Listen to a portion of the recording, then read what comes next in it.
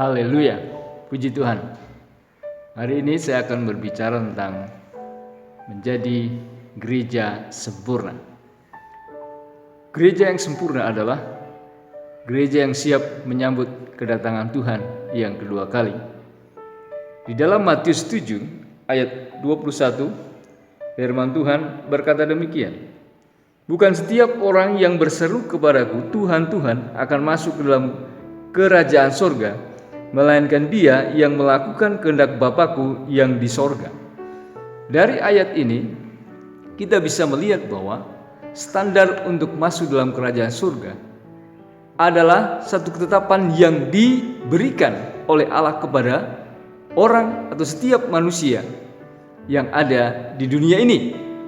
Di dalam ayat ini mengatakan bahwa orang yang melakukan kehendak Bapa di surga adalah orang-orang yang layak untuk masuk dalam kerajaannya. Nah, itu sebabnya dalam hal ini Allah memberi standar. Kalau kita ingin menjadi bagian dari kerajaan surga, maka dia harus melakukan kehendak Bapa di surga. Dan inilah yang menjadi standar Allah di dalamnya.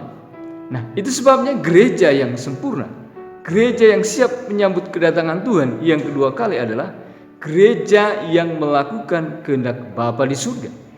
Nah, saudara yang dikasihi Tuhan, jadi kita bisa melihat di sini ketetapan Allah, firman Allah yang diberikan kepada kita menjadi ketetapan setiap orang di mana dia ingin masuk dalam kerajaannya.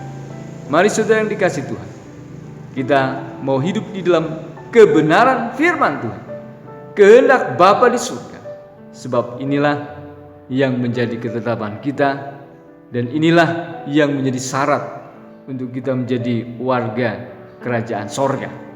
Dan inilah pula yang menjadi pengertian kita bahwa orang yang melakukan kehendak Bapa di surga adalah orang-orang yang siap menjadi gereja yang sempurna, yang akan menyambut kedatangan Tuhan Yesus yang kedua kali di akhir zaman.